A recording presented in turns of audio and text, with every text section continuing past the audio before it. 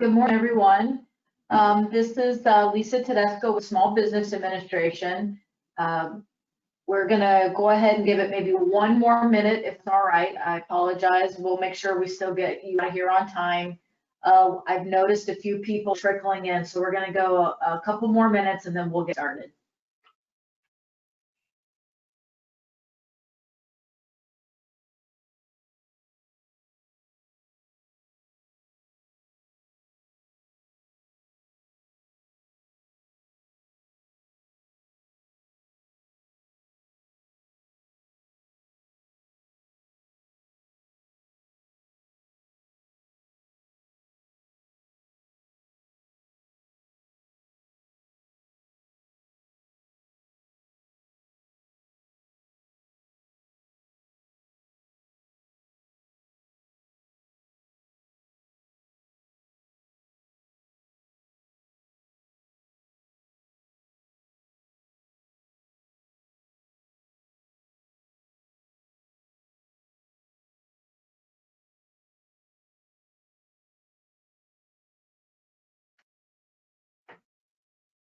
Okay, I think we're going to get started.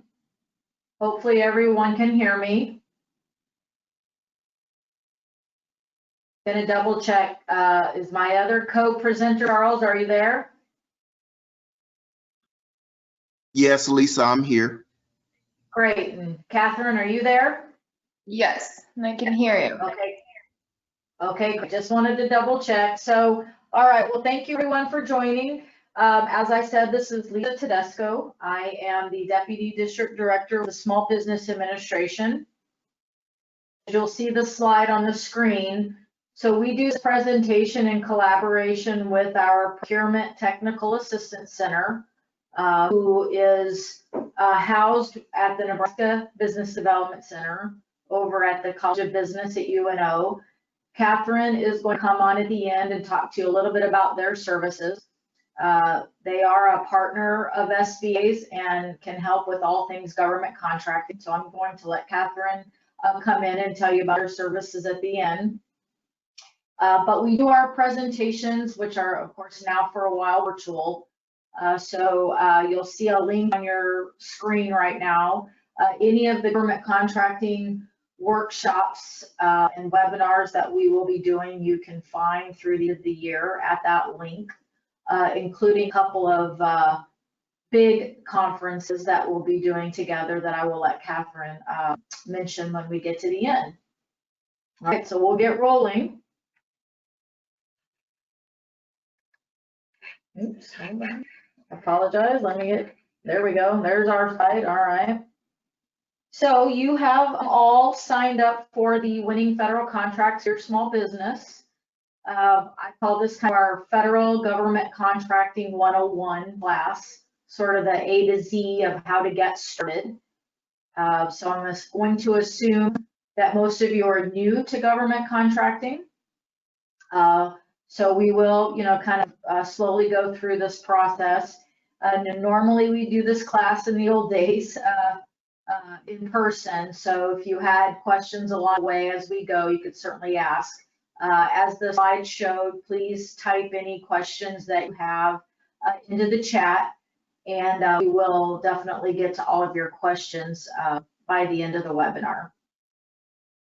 We sort of cover this program in four ease steps. So that's kind of how we're going to break this down. Our agenda, I'm going to let Charles introduce himself as well. Again, we're going to cover this 4 steps, and then we'll leave a little time at the end over your questions in chat, and then we'll let you go, and we should be able to easily stay on time, ending around 11 o'clock.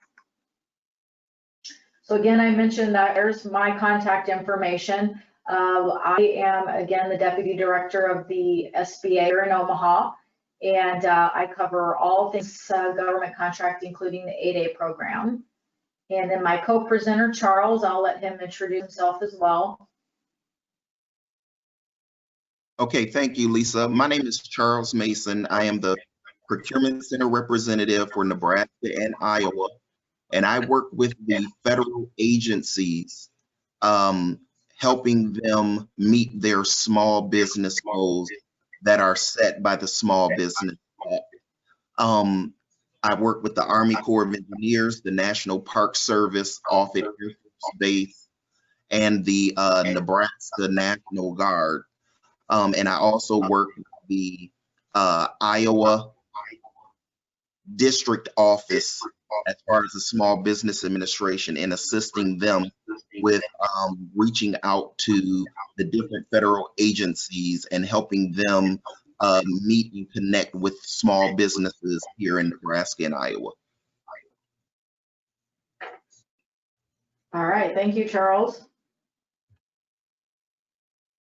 All right, so again, I'm going to let Catherine introduce herself when we get to that section. I will mention the PTAC probably throughout this presentation, so you'll have a good idea by the time we get to the end, a good idea of what services they offer. But I will let Catherine talk about what they do when we get to that portion.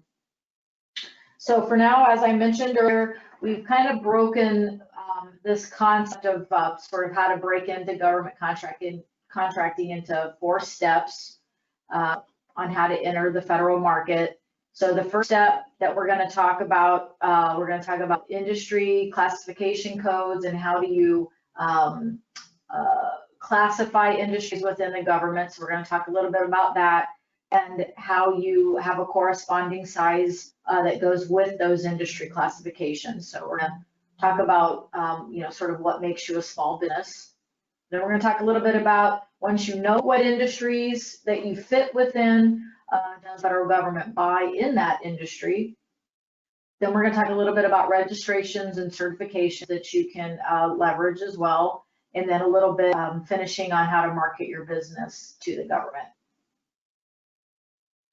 Before we get into the federal marketplace, though, we do want to mention local government purchasing and contracting as well. It's probably for those of you that are in this class, again, probably new to contracting. So we always like to suggest that maybe you want to look at the local market first if you are brand new to contracting. So of course, there are plenty of federal contractors that do still, continue to do work at the local level. But certainly if you're getting started in contracting, you may want to think about, again, starting smaller, if you will, and look at local contracting as well. That is actually something that the PTAC, Procurement Technical Assistance Center, the PTAC, can also help you with. So this is just a couple of links. If you want to do work with, for example, the City of Omaha and Douglas County have their purchasing combined at the website that you see there, and as well the state of Nebraska. You do have to go through a vendor registration process. So if you decide you want to do local work, there is a lot of local work going on. So you may want to look at that. You could certainly go out to this website and kind of peruse it and research yourself. But again, if you want to really delve into the process, we're not do that for this class, but again, you'll want to reach out to the PTAC. They can certainly help you with researching those local opportunities as well. I'm going to turn this over to Charles as that slide comes up. Okay, thank you, Lisa. So the federal government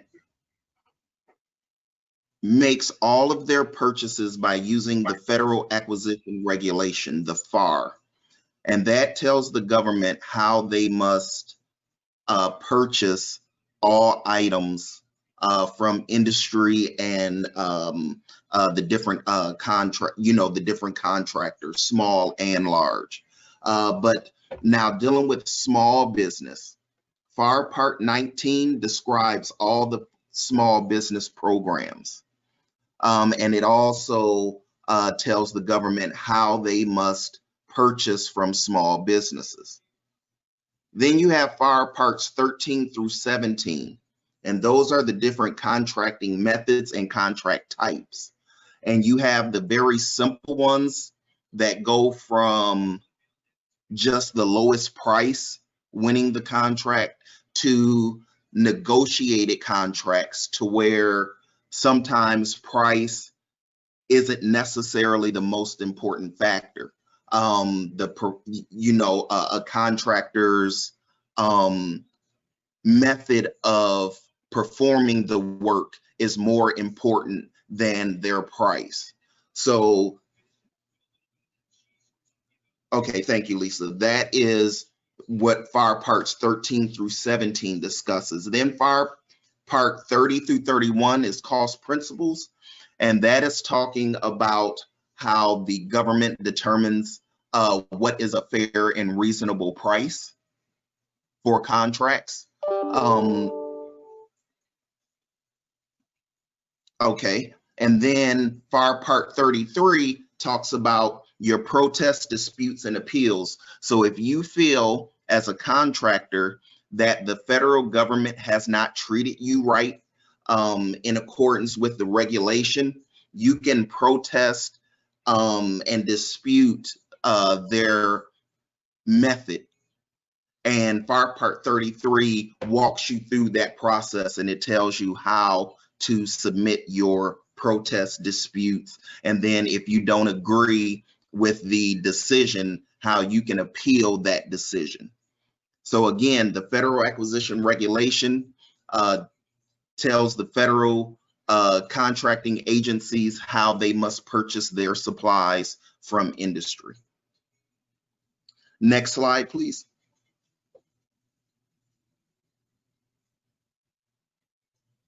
Okay, so this slide shows you that the federal government, the federal market, the federal government spends between $400 to $500 billion a year in purchasing goods and services. And if you look at the different agencies that we have listed, you'll see the different agencies, and there's more agencies, but these are just the top agencies as far as dollars spent. And you can see in the percent of total that goes to, or the total of amount of the budget that they spend. So you can see that the Department of Defense spends about 49% of the federal budget. The Department of Energy spends about 5% of the federal budget. And then to the next block, you'll see the percent to small business. So the Department of Defense spends 25% of their contracting dollars to small businesses. So when we're talking $400 to $500 billion and 25% of that going to small businesses, that is a lot of money and a lot of purchasing. So if the federal market is what you are looking at entering into, it could be very lucrative for your business. And then again, if you just go down the line, you'll see that the Department of Energy spends about 5% of their budget with small businesses and so forth. Now, the average purchase that the federal government makes is about $26,000. So you can see that they buy a variety of things from low dollars all the way up to expensive dollar items. So depending on where you are in your business, you know, it could be very lucrative to your business to enter in the federal marketplace because of the dollars that are spent with small businesses. And Lisa, if you had anything to add, you can. No, I think that's good, Charles. Great. So, okay, so we kind of just wanted to give you an idea we wanted to kind of set the foundation with those couple of slides on the federal marketplace. So now again, we're going to kind of jump into the steps. And again, we're going to first talk about, you know, sort of the process. What do you need to think about first? Understanding the type of work and the type of business that you are and how that fits into how the federal government classifies industries. And I will say the government uses North American industry classification codes for a lot of different things, but particularly for this purposes, they also use it for contracting. And then those codes have corresponding size standards for small businesses. So that's kind of what we're going to get into first. So again, a NAICS code, well, and I should say we tend to make words out of acronyms in the federal government. So NAICS is, again, North American Industry Classification Code. It is managed by the Census Department. Again, these codes are used for a lot of varying, particularly economic data and things for various things the government does. But we use them to, again, classify both your business as well as procurements that come out have these codes associated to that procurement. And we're going to talk a little bit about that in a minute. So first thing that you'll want to do is go to the census site, and you'll want to do some research on these codes. So normally we would go to this site if we were doing our in-house class, our face-to-face class. I don't think I'm going to do that today because I don't want to mess up the technology. But if you go to the census site, you will see on the main page for North American Industry Classification System codes, you'll see some search boxes, and you would be able to search by some keywords. So you'll want to think about the things that you do in your business, search by those words and see what kind of codes come up. These codes are 6-digit codes. And I will say most businesses, particularly small businesses, you will have primary code, which will be the primary thing that your business does. And then you will have some secondary codes. We don't suggest that a business has more than probably 3 to 5 codes to begin with. But certainly if you have a very specific, thing you do, you're a roofing contractor and all you do is roofing, then you would only have the 6-digit code that represents roofing. And that's okay.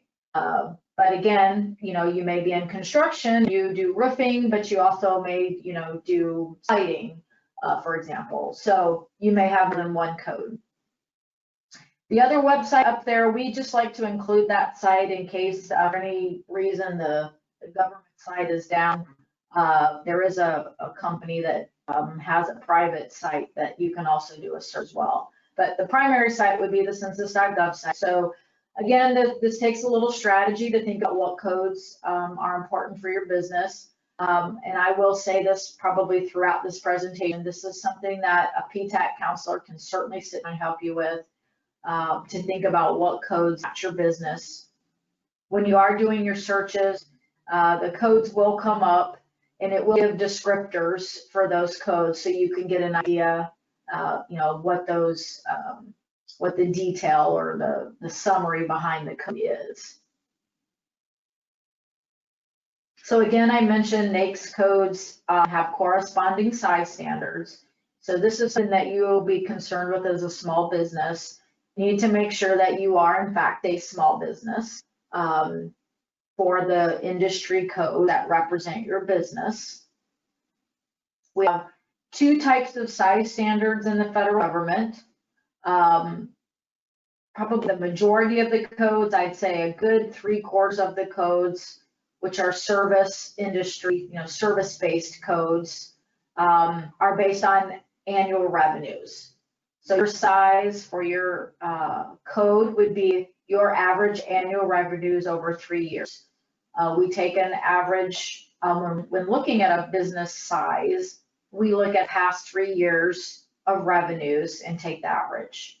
And the primary reason that we do that is, if you had one good year, for example, we would hate for you to, be thrown out of being a small business because you had one good year. So we take an average, which we think is a better representation of what is happening in that industry. So again, annual revenues if you're in service or construction, And then if you are in manufacturing, wholesale, retail, then it would be number of employees. So your size would be based on how many employees you have.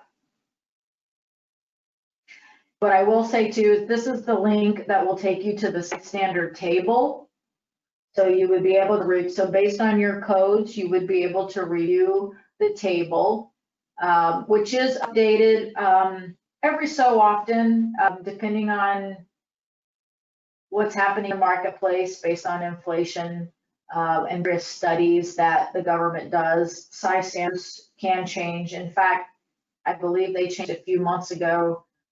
Because of inflation, we raised all of the NAICS codes, the revenue-based NAICS codes.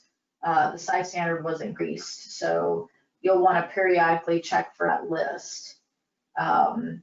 And incidentally, you may, if you, again, as I mentioned, you may have 3 or 5 codes that represent your business.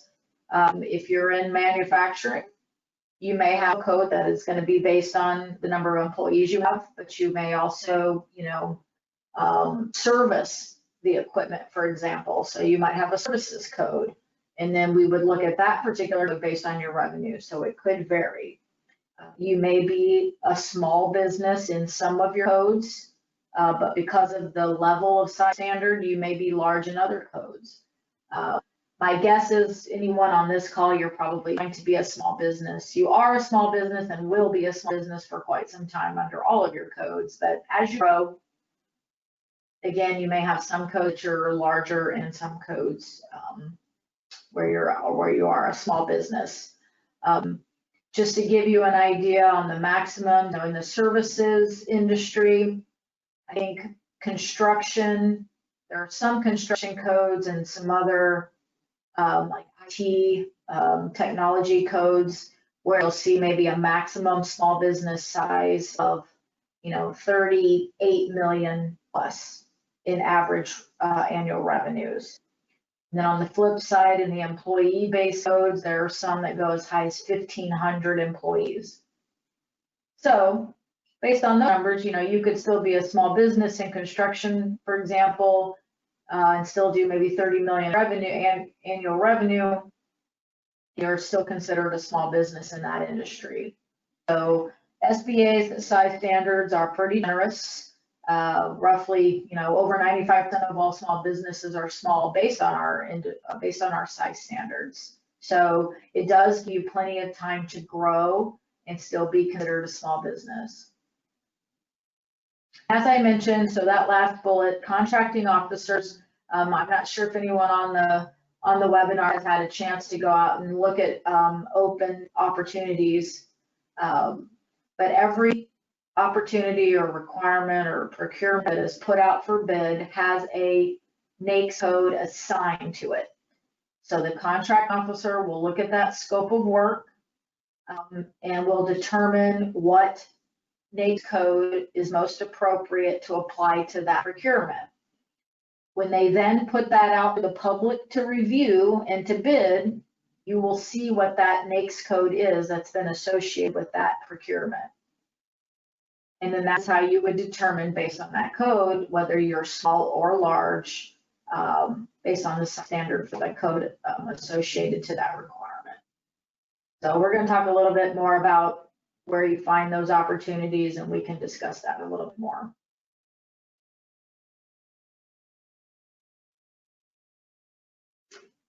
So really that covers kind of the first step. That's the easiest step. So you basically are doing 2 things. You're determining what your NAICS codes are for your business, and you're going to go look up the size standards for those codes, get a good idea of, again, whether you're small or a large business based on the code that are associated to your business.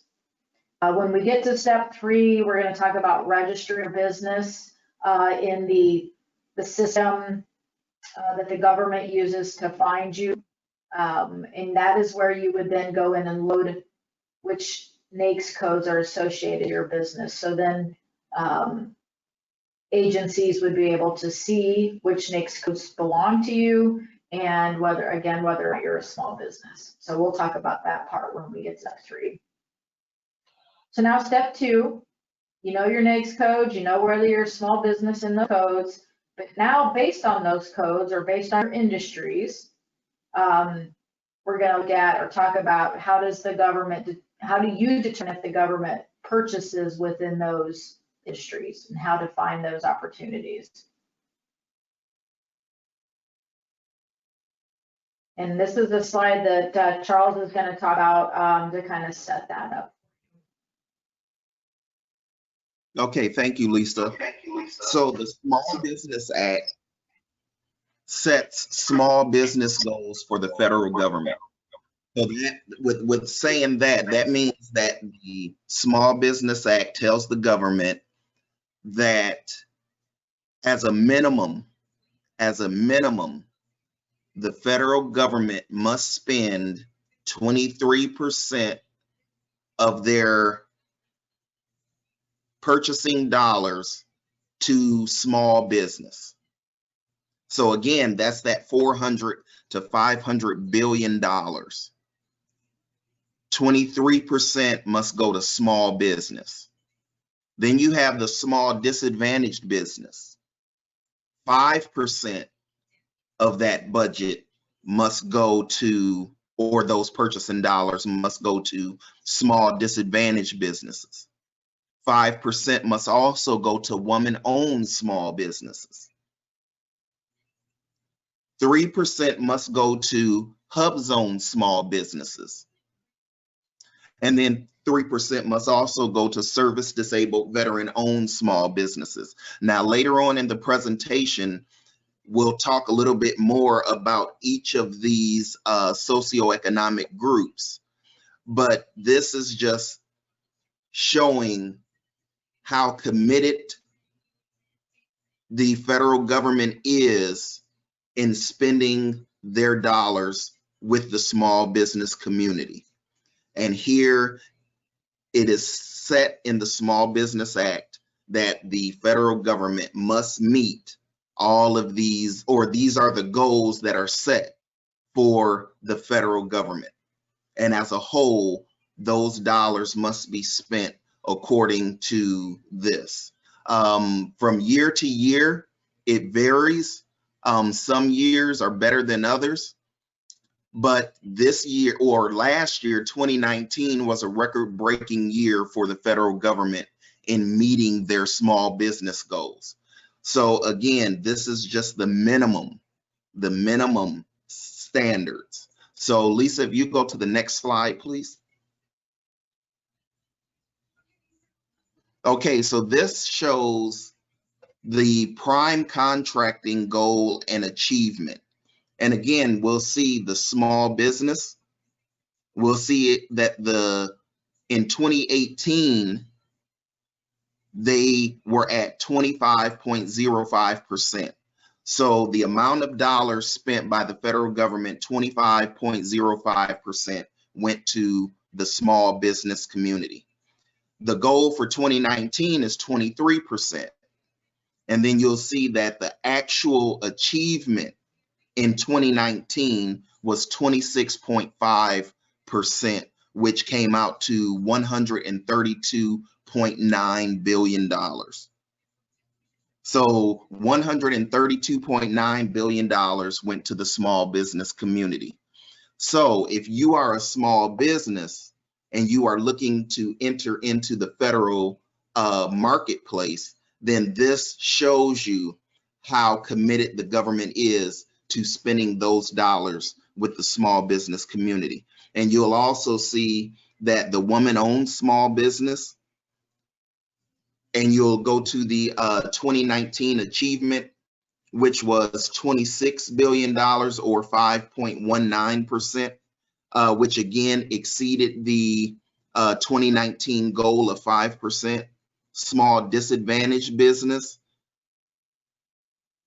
the 2019 achievement was 10.29%, which was for a total of $51.6 billion that went to the small disadvantaged business. So you can see that the 2019 goal was 5%, but the actual achievement was 10.29%. And again, like I said in the previous slide, The goal is just the minimum. You know, you always want to exceed that. And we could see that the federal government has exceeded in these 2019 achievements. Then we come to the service disadvantaged, or I'm sorry, the service disabled veteran-owned small business. And they had a 2019 goal of 3%. And the actual achievement for 2019 was 4.39%, which was a total of $22 billion. Then we come to the hub zone businesses. So you can see that that is in yellow because the government did not meet that goal. In 2018, the achievement was 2.05%. The 2019 goal was 3%, and the 2019 achievement was 2.28%, for a total of $11.4 billion spent to hub zone firms. So when I say that this year was a record year, when I say that this year was or 2019 was a record year, we're talking about how they exceeded the 2018 achievements, all except for the hub zone. And this in 2019 was the second year that the woman-owned small business goal was met. Since they've been recording this, it's the second time that the woman-owned small business goal has been met. So an overall performance of the government, you can see at the top, was an A. And the government is rated every year on how they spend with the small business community, and you can see that it was an A. So if you are looking to enter the federal marketplace, you should be optimistic. You know, you should look and know that the federal government is actually committed to spending dollars with the small business community. And this report card here shows that. So later on in the slides, we'll talk about the individual socioeconomic categories, but this slide just shows you the federal government's performance for fiscal year 2019.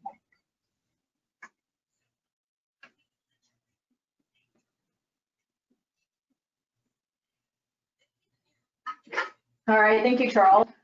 So one of the things I want to add to that slide, so as Charles mentioned, we're going to, when we get into step 3 and we talk about registration certifications, we're going to cover a slide on each of these socioeconomic programs so you'll understand what they all mean, which I should also say, incidentally, for the purposes and for the time of this class, we are just going to briefly cover them.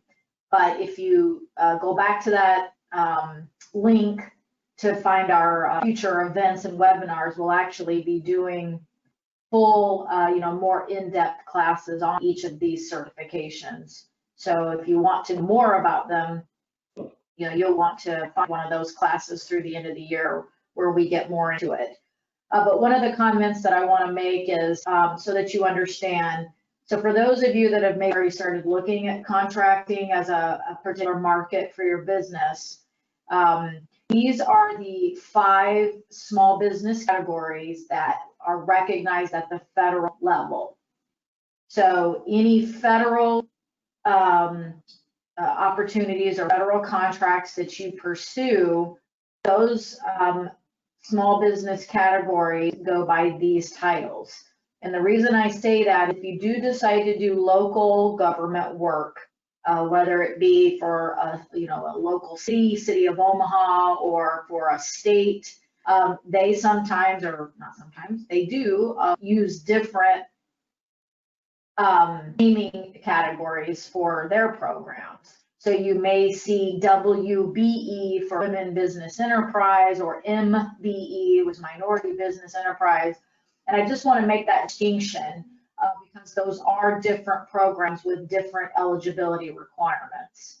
So again, just know that if you pursue any federal government contracts, these would be the category that they fall under. Okay, so just to give you an idea of how you, yeah. We have a quick question, and I just want to ask it now for Jasmine, because it, I believe, pertains to these slides and the ones Charles was talking about. She's Sure. asking, is there a minimum size a business needs to be in terms of revenue? Yeah, that's a good question. No, there's not. You don't have to be a minimum size at all. You just can't exceed the size to be small. Now, being that said, this will become part of your marketing strategy as you pursue opportunities. When you look at contracts to bid, you're going to see the complexity and the size of those scopes of work.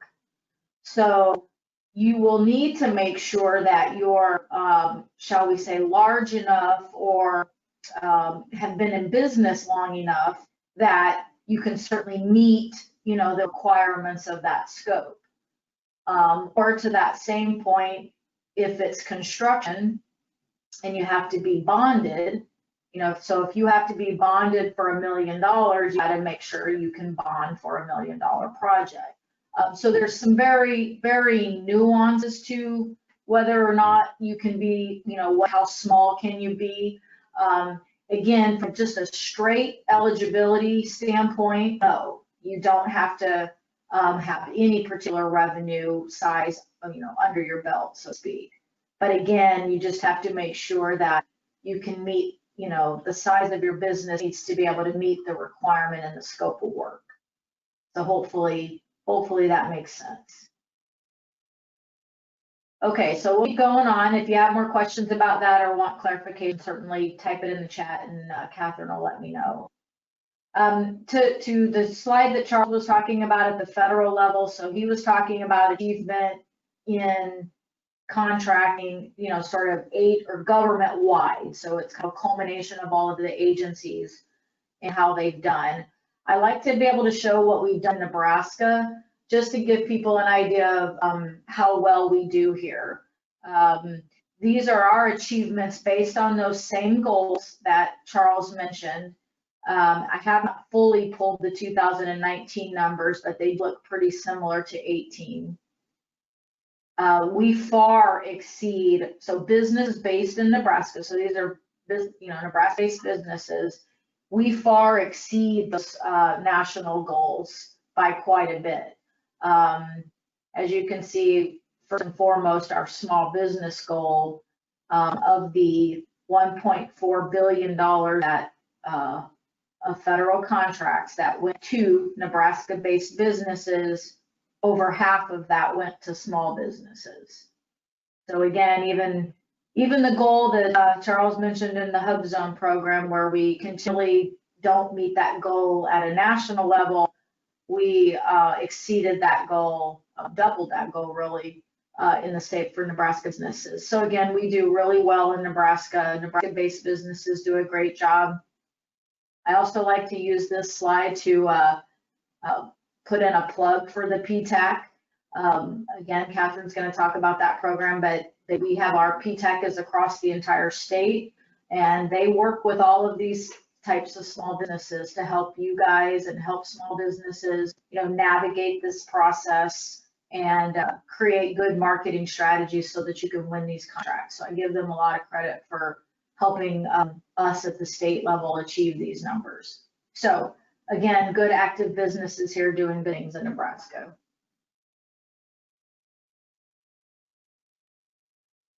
So based on those socioeconomic, we call those socioeconomic categories, all business categories, part of the Small Business Act, which sort of sets the policy, if you will, on how we do things at the government level in contracting, that was small businesses.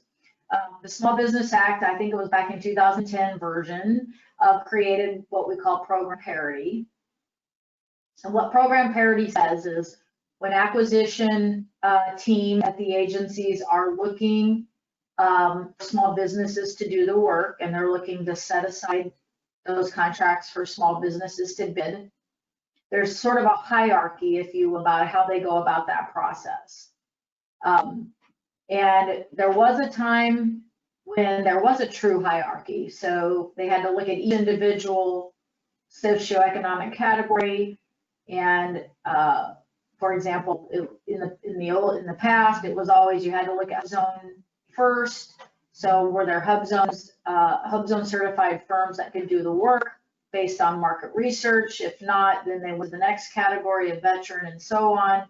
But again, the Small Business Act created parity. So now agents really have the autonomy to look at all categories to say, if we can find small businesses in these categories to do the work, we could set that work aside for any of these categories to bid equally, if you will. And we're going to talk a little bit more about set aside in a little bit. But from there, if they could find those first four categories, they couldn't find any small businesses potentially to compete for the work, then we would look to set that aside for small business, at least small business. And then if they couldn't find at least 2 small businesses that could do the work, then we would go to unrestricted competition. So really, and with that unrestricted or full and open competition, you may hear, that's really mean anyone could bid. So any business out there, and being the largest businesses, could bid on the work.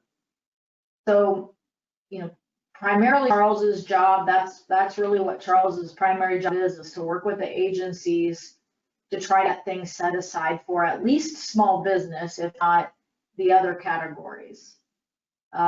So he works with the agencies to, sorry, Charles, not that I want to speak for Charles, but he works with the agencies to try to find those small businesses so that we can set it aside.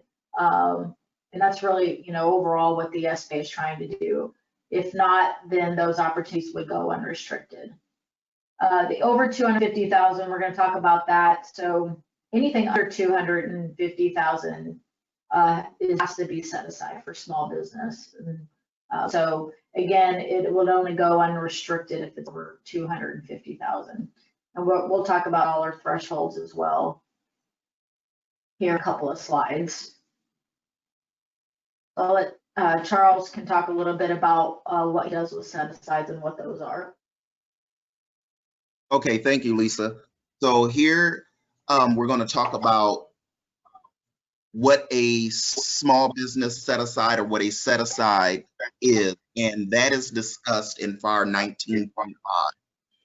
So it says that a set-aside is the reserving of an acquisition exclusively for participation by a category of small business concerns.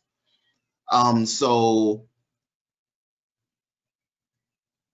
it will only be to where the small businesses can compete. Large businesses will not be able to compete for a set-aside contract or a set-aside acquisition. And this helps ensure a level playing field so that 8A, hub zone, service disabled, veteran-owned small businesses, women-owned small businesses, and economically disadvantaged women-owned small business and small business concerns can compete for contracting opportunities. And it is to award certain acquisitions exclusively to small business concerns. So what happens is that the federal government does the market research. When they have an acquisition and they are looking to make a purchase, they will go out and they will do their market research. And they will send out a request for industry contractors to submit a response to their request. And they're looking to see if there are small businesses that are interested and capable of performing the work. So when they come back and they combine all of that data, and that will help, that data will then help them decide if it will be a set aside or if it will be an acquisition to where all firms can bid. So again, from that previous slide, they're going to look for 2 or more firms in each one of the categories that are interested and capable of performing. And if they find if they find 2 or more firms that are interested and capable, they have to set it aside. Now, the thing with that is sometimes they'll have multiple categories that have 2 or more contractors or 2 or more small businesses that are interested and capable of performing. So then it is usually up to the agency to decide which category they want to go in. And they usually base that off of their goals and where they are in meeting their goals. But if they find 2 or more small businesses interested and capable of performing, then they have to set it aside. And that's why it is so important that small businesses respond to the request for information that the government sends out. And later on, we'll talk about the different avenues that the government has to post those requests for information or those sources sought. But that's what a set aside is. A set aside is if 2 or more women-owned small businesses can perform, then the government will set it aside for women-owned small businesses, and only women-owned small businesses will be able to compete for that work. If it is a service disabled veteran, if there's 2 or more, then only service disabled veteran owned firms can compete for that acquisition.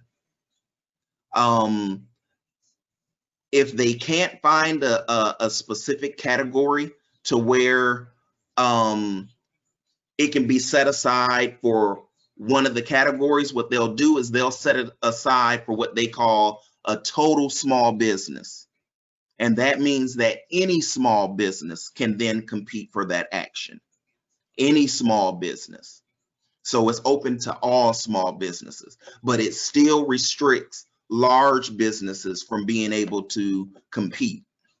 So that is what a set aside is, exclusively for small business concerns, whether it's small business as a whole or one of the different socioeconomic categories.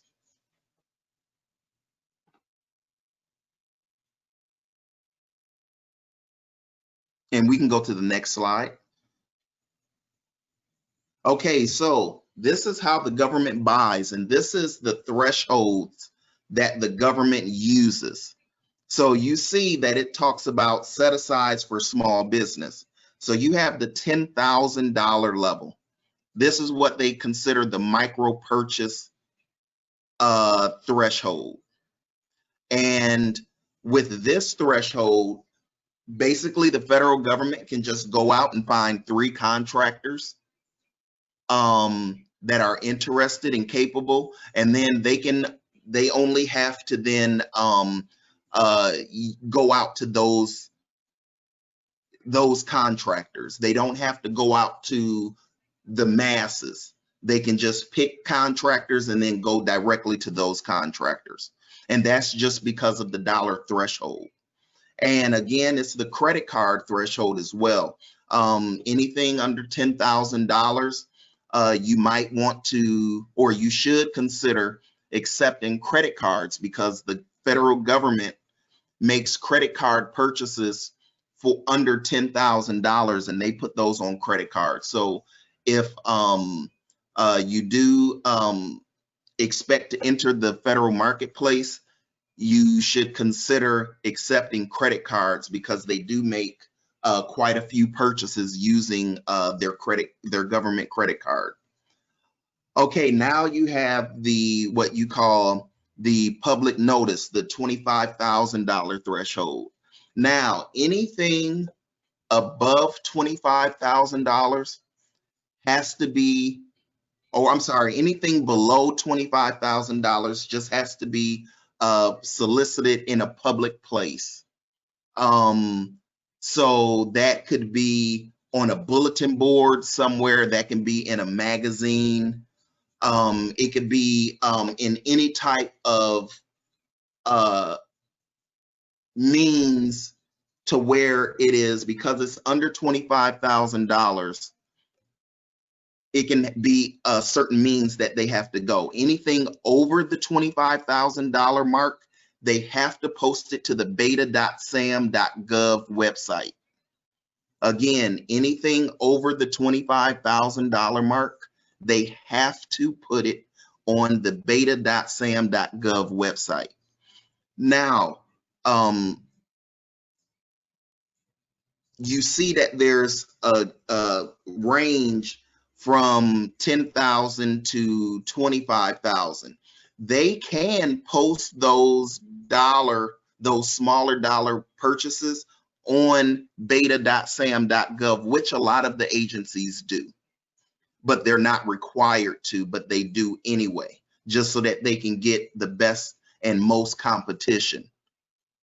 So again, anything below the $25,000, it does not have to be posted on the government point of entry, which is beta.sam.gov. Anything over $25,000 has to be posted to the government point of entry, which is the beta.sam.gov website. Now you have the $250,000 threshold, which is the simplified acquisition threshold. Anything under $250,000 is automatically set aside for small business. Then you have what you call unrestricted. Those are the purchases over $250,000. But then you have the rule of two. For purchases over $250,000, you have the rule of two. And that's what we talked about on the previous slide. And the rule of two is, if you find a capable and interested small business, two or more, that can perform the work, the federal government has to set it aside for at least small business. It can go into either one of those categories, but it has to be set aside for the small business community. Again, anything over $250,000 has the rule of two applied. And when the rule of two is applied, if there are two or more interested small business firms that are capable of performing the work, it has to be set aside for small business. And then again, it shows you the different socioeconomic categories for the small business community.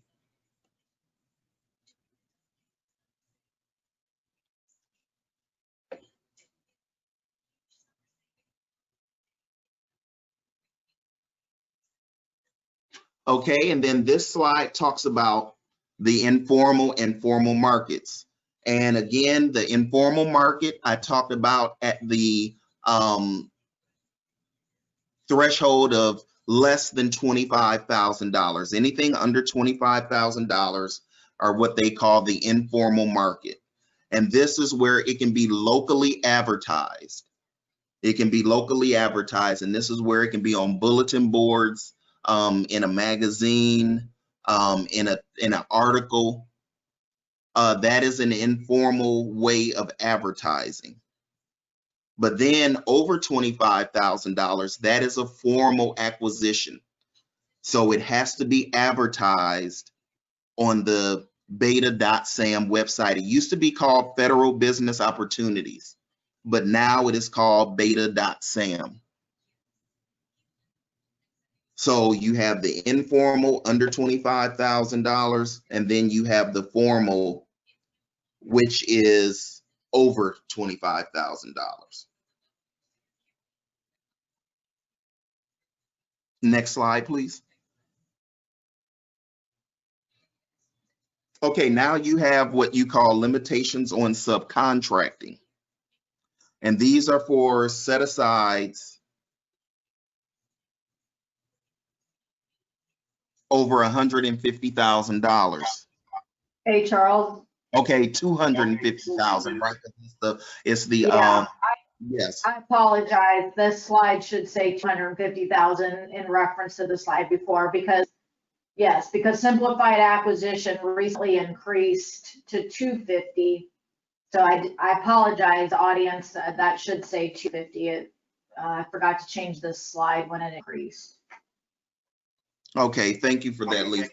So limitations on subcontracting is just this is what in the performance of the contract, the contractor who has won the contract, looking below here for services except construction, the contractor, that the small business that has won the contract, they have to do 50% of the work themselves. They have to do 50% of the work themselves. So if a contractor wins $100,000 contract, let's just say that $50,000 worth of that contract has to be performed by that contractor that won the contract. And then the other $50,000, they can then go out and find other firms to help them perform that work. So that's what limitations on subcontracting is. It's just telling the contractor how much of the contract they may self-perform. So we see here that it talks about for supplies. So for supplies, the contractor must provide 50% of the supplies themselves before they go out and find a subcontractor to provide those supplies. General construction is only 15%. So the contractor has to do 15% of the work, and then they can go out and find a subcontractor or subcontractors to do up to the other 85%. And that's for general construction. But then when you have construction by a special trade,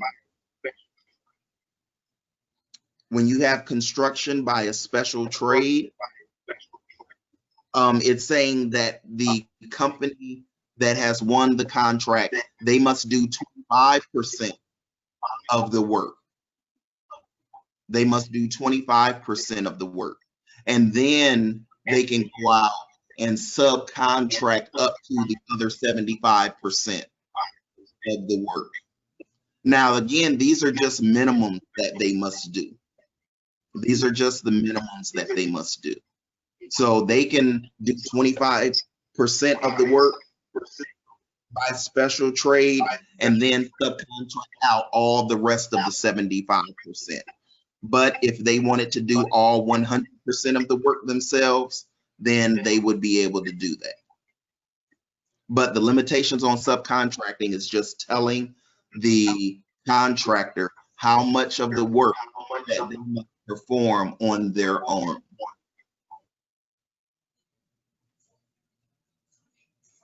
Yeah, and to Lisa, add to what, oh, sorry about that, Charles. Yeah, I apologize. You paused. I thought you were done. Yeah, I just wanted to add to the understanding of this slide. So this regulation and the thought process behind the regulation came out because, you know, again, you're thinking, got to think about this in the terms of this is work that's being set aside for small businesses to perform. And, you know, if we're setting aside work for small businesses, you know, the government and particularly SBA wants that work to go to small businesses. So the regulation was created to limit on how much of that work could be provided to a sub. So in essence, if you win this work as a small business, we don't want you to then subcontract all that work out to, say, a large business, because that's not the intent of the set-aside, small business set-aside program. So the regulation was created to limit on what, what amount of that contract could be in fact subcontracted out, particularly to any of your potential large business subcontractors. Now, being that said, as you'll see at the bottom, the little asterisk says this does not apply to what we call similarly situated entities. That's a fairly new regulation where the powers that be decided, well, we will forego that limitation if you include other small businesses in that percentage. And a similarly situated entity is a contractor that fits the same socioeconomic category as yourself. So if it's a service disabled vet set aside, you win the contract as a service disabled vet. If you decide you want some contract portions of that contract to other service disabled vet companies, the limitation does not apply. So in theory, let's just say, for example, you win a contract as a veteran-owned company, your sub is veteran, you could split that with 100% any which way you see fit. So again, limitations don't apply to similarly situated entities. And again, going back to the original intent of the regulation, which is we want small businesses that are winning work to actually perform the work. So we don't want to penalize you as a small business if you're subbing to other like small businesses.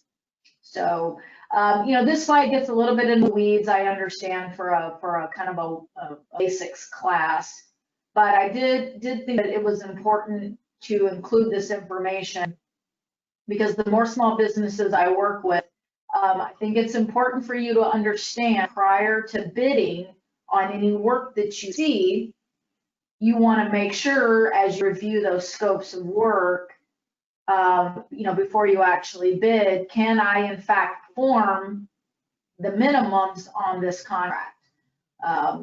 You don't want to win that work. You're just gonna, manage the contract, but then all the work goes to somebody else. So I just think it's important for you to understand early on in the process as you start to review opportunities, making sure you can self-perform these percentages of that work before you bid.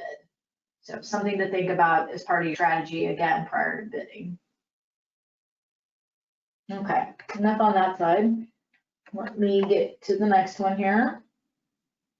Okay, so we want to talk a little bit about forecasts. And actually, I apologize.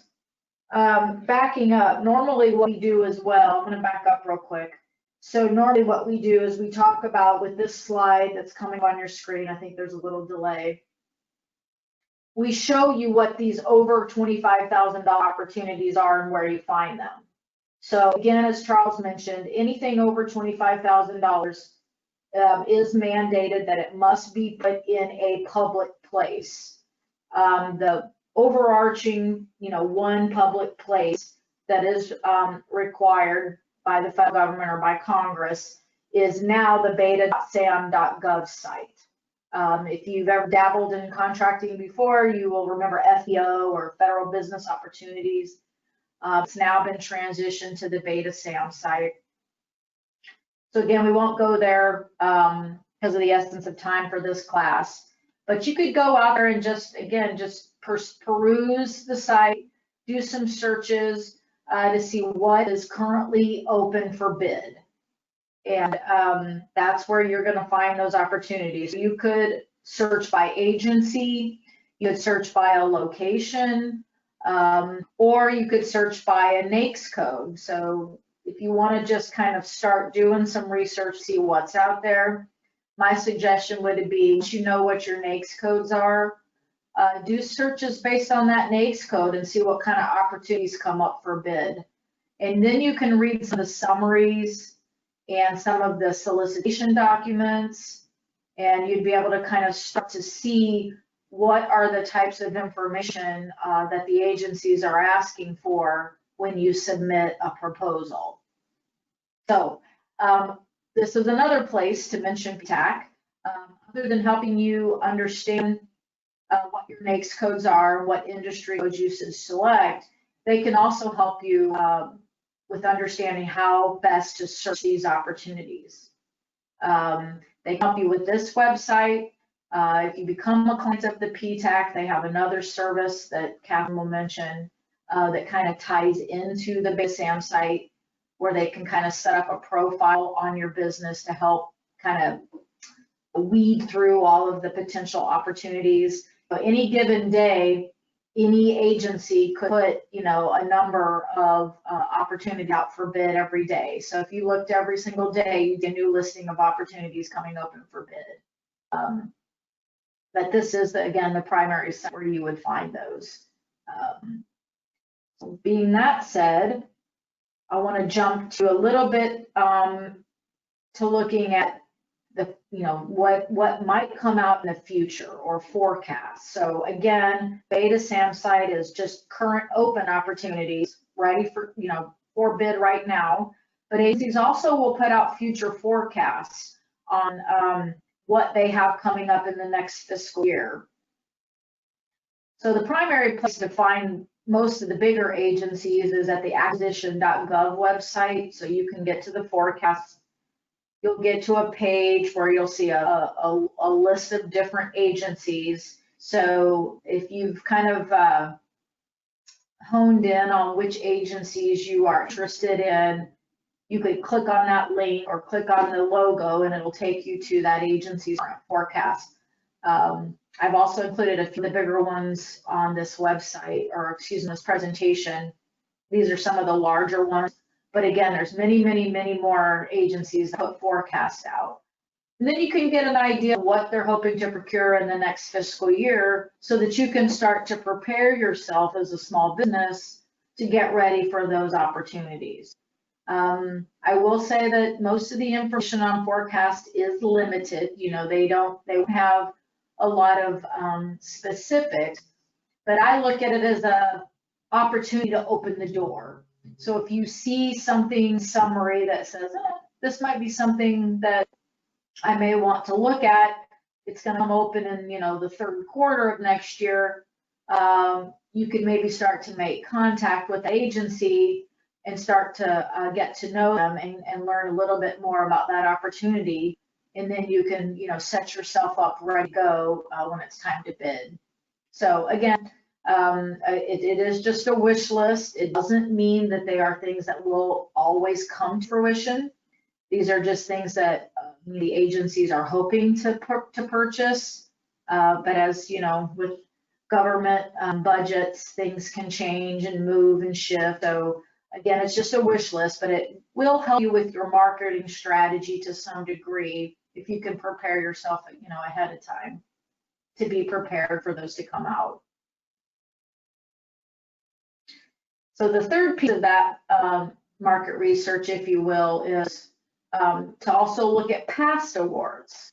So again, part of your marketing strategy might also be to look at what has already been procured within your industry.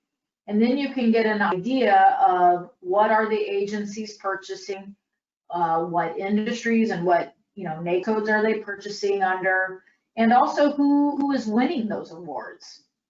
So you know who your competition is, but you may not know who your competition is within the federal sector.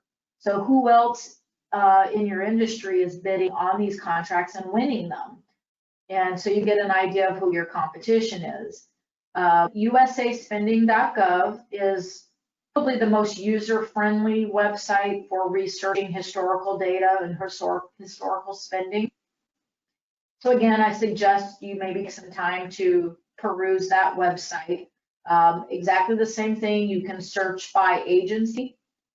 You can search by location or place of performance.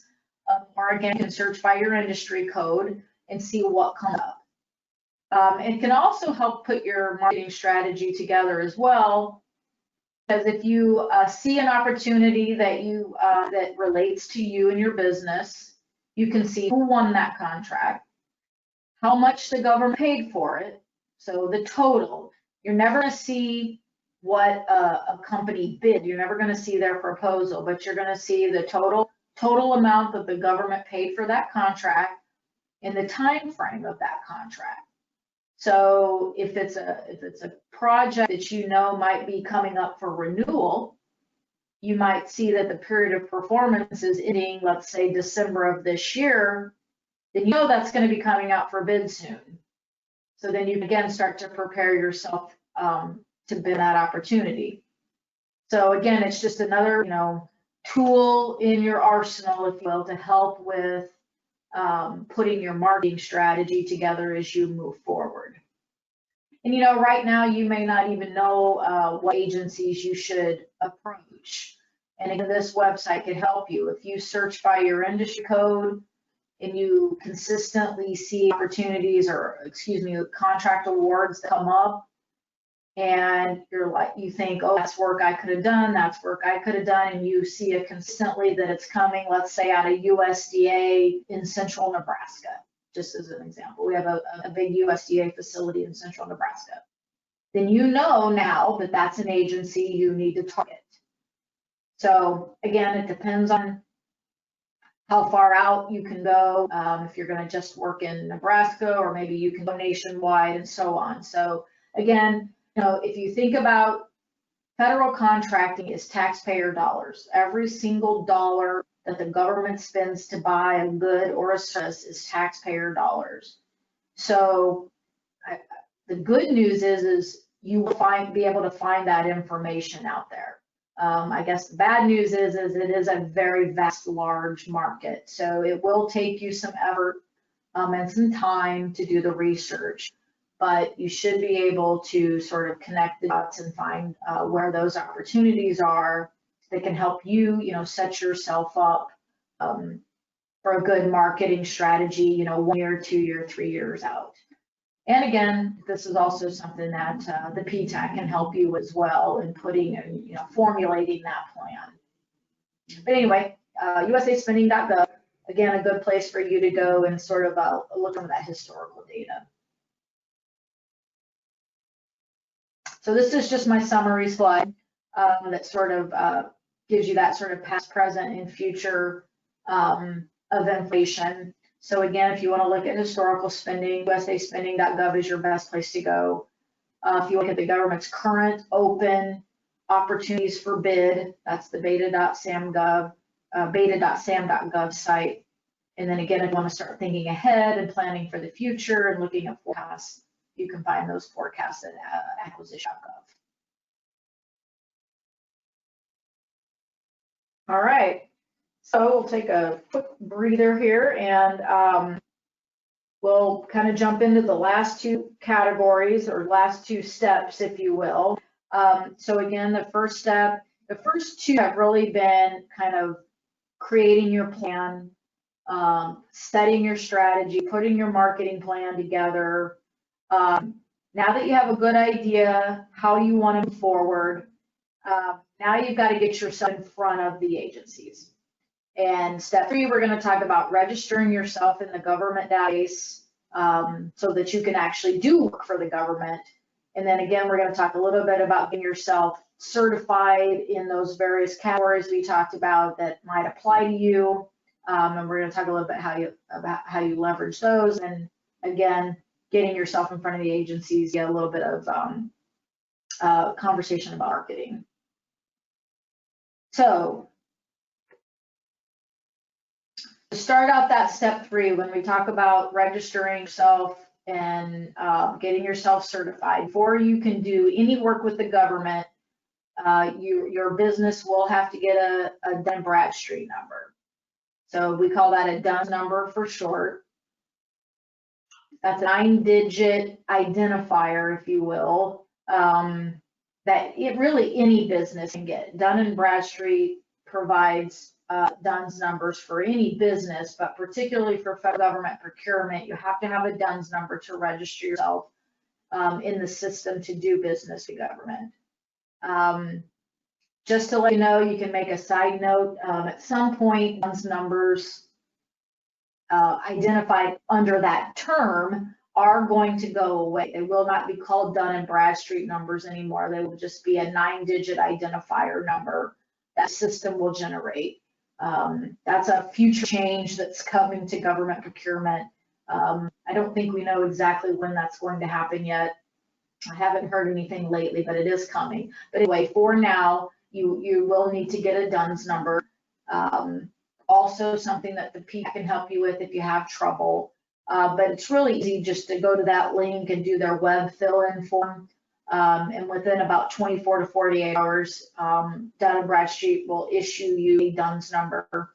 I will say as a caveat, Dun & Bradstreet also does have some some services that you can potentially pay for. In order to just get a DUNS number, you do not have to pay for that. That is a free service. So you can get a DUNS number at no cost, but Dun & Bradstreet may try to sell you some of the other services. So just be prepared for that. But if you're not interested, you can just get a DUNS number at no cost. One of the things that we want to mention, make sure when you register for your DUNS number that it matches exactly how your business is registered with the state based on your tax ID number. And we've noticed over the years a lot of trouble with getting a DUNS number or not being able to get a DUNS number because, you know, we go back and forth and we can't figure out why, and then we realize, oh, it's because the company didn't register for number exactly how they're registered with the state or with their tax ID number. So just be sure that you do it exactly as you're registered with the state. And we just use this company as an example. This company that we had tried, this is an old client that when they tried to register, the company was called Sow and Seed. And we just tried to register to Sow and Seed, not thinking, well, actually they're registered so space in space seed. Really, those spaces can make a difference on it erroring out all the time. So again, just to emphasize, make sure it'll make this process a lot easier. If you make sure that you understand how you've registered your company, go back and look, and that's how you want to register for your DUNS number. So I talked about registering yourself to do business with the government. This is the portal to register yourself to do business with the government. It's called SAM, Systems for Award Management, sam.gov. So once you have a DUNS number, to do business with the government, you will have to have an active registration in the sam.gov website. Not only can you not bid, but more importantly, you can't get paid for a contract unless you're registered in this system. So you need to make sure you get yourself registered in here once you have your DUNS number. Again, this is another great service of the PTAC. The sam.gov site has been around for maybe 5 or 6 years, and we've had troubleshoot this website over the years. I think it's running fairly smoothly now. But there are nuances to it as well, and PTAC counselors are truly experts at this website. So you could certainly try to get yourself registered on your own, but it's also a good time, if you will, to introduce yourself to PTAC, get yourself a counselor, and they can help you also get registered in this system. And incidentally, it has to be updated annually. And you'll want to keep track of that annual expiration.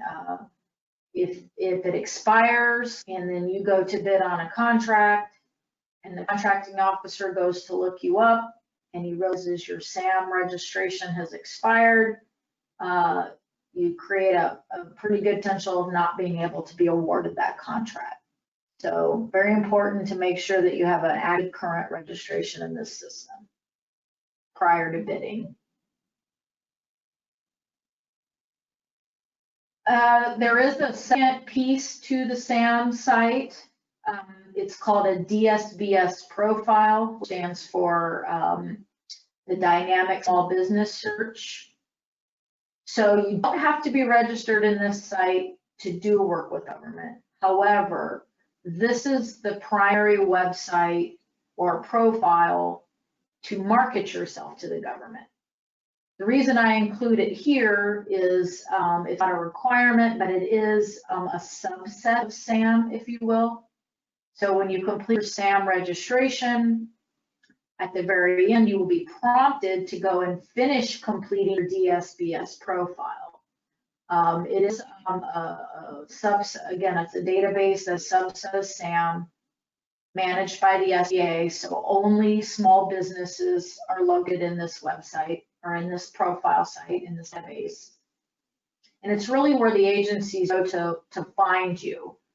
So we mentioned earlier, or Charles mentioned earlier, this concept of the rule of two. So again, if an agency wants to set aside a contract, they need to find at least 2 small businesses that can do that work. This is going to be the primary database where they go to seek out those 2 small businesses that they're looking for. And so you want to have a good, thorough, complete DSBS profile so that they can find you. And again, this is more for the marketing side of your business. So you here as well, you'll want to work with PTAC to make sure that you have a good, thorough DSBS profile so that those agencies, again, can find you.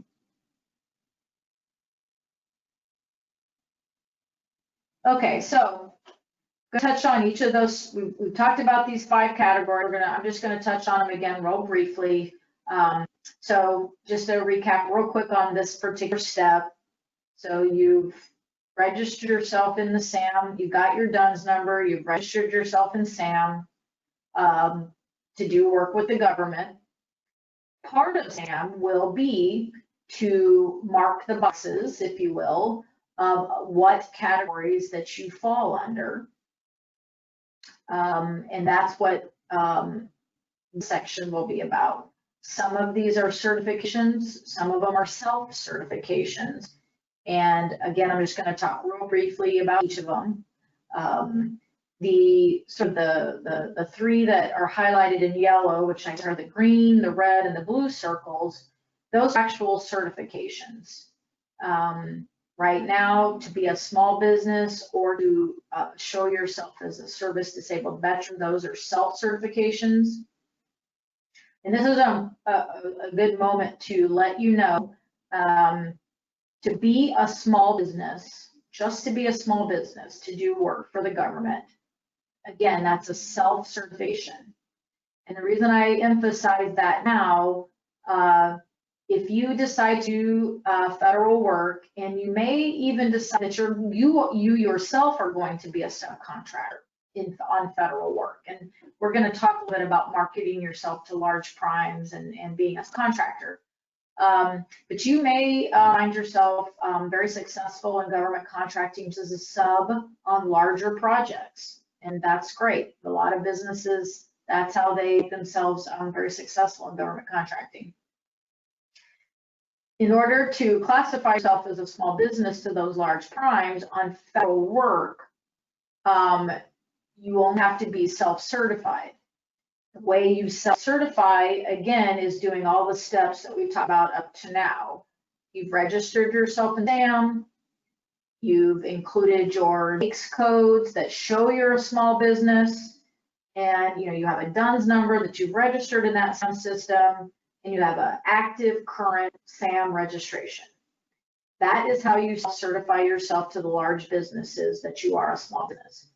And I just want to mention that now because I do get calls periodically from small businesses that say, I'm gonna bid on being a sub on this large project, and this large business, large company in Omaha says I have to go to SBA to get my small business certification in order to be a sub to them.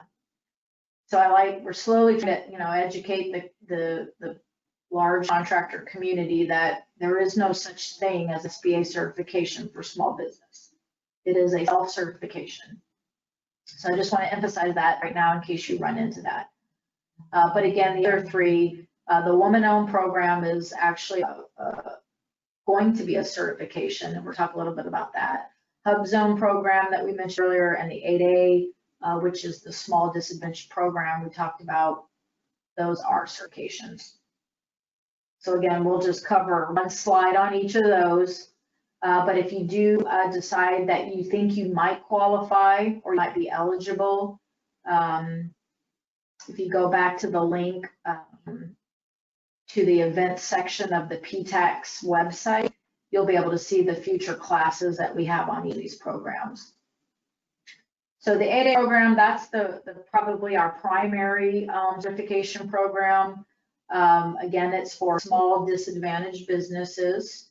And we, again, in that class, we'll talk about, what are the eligibility requirements to make you disadvantaged? But you do have to be both socially and economically disadvantaged to apply to this program. This is probably our most intensive program because it does have the most opportunity really on the contracting side. This is the program that you can get direct sole source contracts awarded to you as small business, or excuse me, as an 8A certified small business. So you're in this program with SBA for 9 years. And in that 9 years, we're looking to grow your business. The biggest caveat here is you do have to be in business at least 2 years prior to applying to the program. This is the only program that does require that minimum amount of time in business before you can apply. But again, if you want to know more about that program, you can come to our class, one of our classes, or you could go to a couple of these links that I have on screen, where you can kind of go through an eligibility tool that asks you various questions, and you could see if you may be eligible for this program. The HubZone program, another certification through SBA, so you do have to get certified in order to be eligible for this program. Remembering Charles mentioned earlier, the HubZone program is the one category of set aside that we continually, as a government as a whole, we do not meet our goal. Our prime contracting goes to HubZone firms, so we are always looking for qualified HubZone certified firms to get into the program. Again, we do classes out specifically to this class or to this category, but you can see on the screen the basic eligibility for this program. So the 8A program is a program that is based on you as an individual. So it's based on you being disadvantaged. This program is based on location. So this is where your business is located. So the intent of the HubZone program was to provide opportunity for businesses and their employees who are located in these historically underutilized zones, or areas of high unemployment and low income. The idea of trying to bring up the economic vitality of that area, and not only to encourage small businesses to locate their business in those areas, but to provide jobs and opportunity for the people who live in those hub zones. So in order to qualify, generally speaking, for this program, your principal office location, so basically your headquarters, has to be located in a hub zone, a federally designated hub zone, and at least 35% of your employees must reside in a hub zone. So those are the two basic criteria. Again, if you think you may be located in a hub zone, you want to join one of our webinars specifically, and we'll get a little bit more into it. If you want to review this yourself, you can go to the HubZone portion of our website, and you will see a mapping system And it is a real-time map. So you could actually run the address of your office and maybe run the addresses of your employees, and it would pop up and tell you whether or not those addresses are located in hub zones. So again, if your office shows yes, you're in a hub zone and at least 35% of your employees live in a hub zone, then you may want to look at getting certified in this program as well.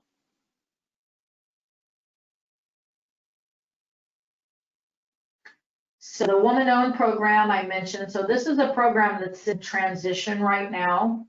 The Woman Small Business Program was and actually currently is still a self-certification. So if you decided today that you wanted to get into this program, you could self-certify yourself as a woman-owned small business. As of October 15th, it will become a certification. So on that day, any business owned by a woman who wants to be designated in this classification, this program, will have to be certified in our new system after October 15th. So again, I was mentioning this program as well.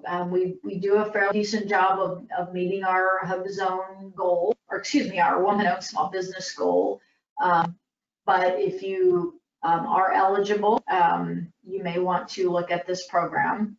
The only sort of nuance or caveat to this program is not every industry applies to this set-aside program.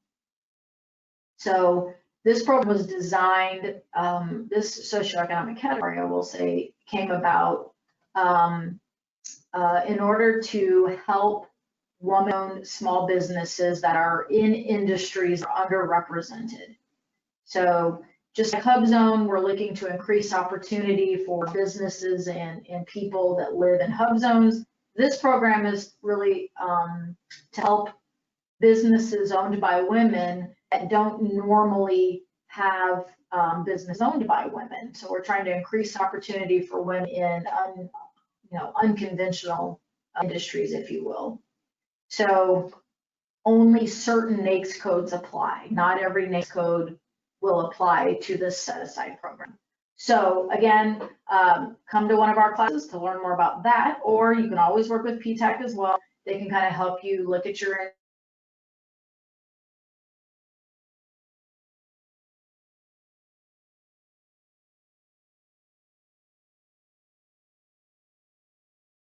the service disabled veteran owned program, pretty straightforward. This one is a self-certification for every agency that you want to do business with outside of the VA. So we'll talk about that in a second. But if you are a service disabled veteran and you have proof of being a service disabled veteran, when you register yourself in the SAM system, you'll mark the box that you're service disabled, and you've self-certified yourself to now be a service disabled veteran. If you want to do work specifically for the VA, however, the VA does require any veteran or service disabled veteran to verify or certify themselves specifically with the VA. So there is a separate process to be verified as a veteran through the VA if you do want to do work with the VA. So just keep that in mind. You can go to the website. There's lots of great tutorials and the forms to apply for the verification on the VA site. But again, outside of VA, if you want to do work with the Department of Defense or any other agency, you can self-certify yourself. And again, when I say self-certify, I mean getting yourself registered in the SAM system, marking the correct boxes, stating your status, making sure that record is active and current, and then you self-certify yourself to be a veteran.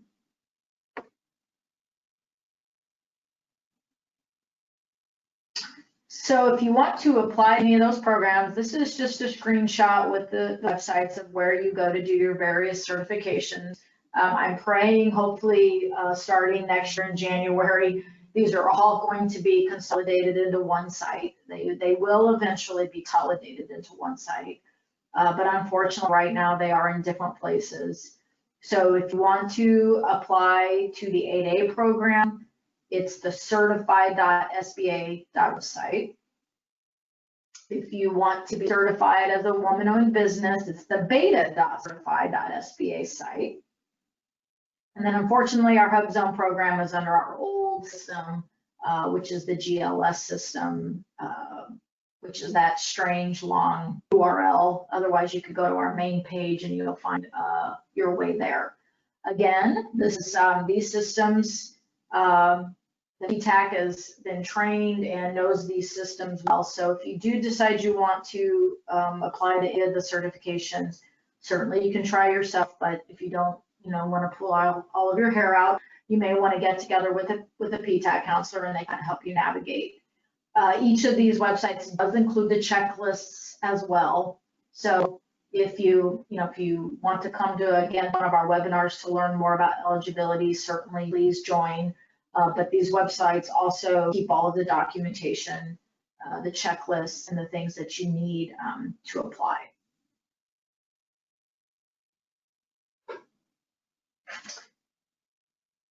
All right, with that, I'm going to turn this over to Charles, and he'll take us into the home stretch with a few things that I want to let you know about in this fourth step of marketing your business. Okay, thank you, Lisa. So we're going to talk about marketing your business, how to market your business and who to market your business to. Next slide, please, Lisa.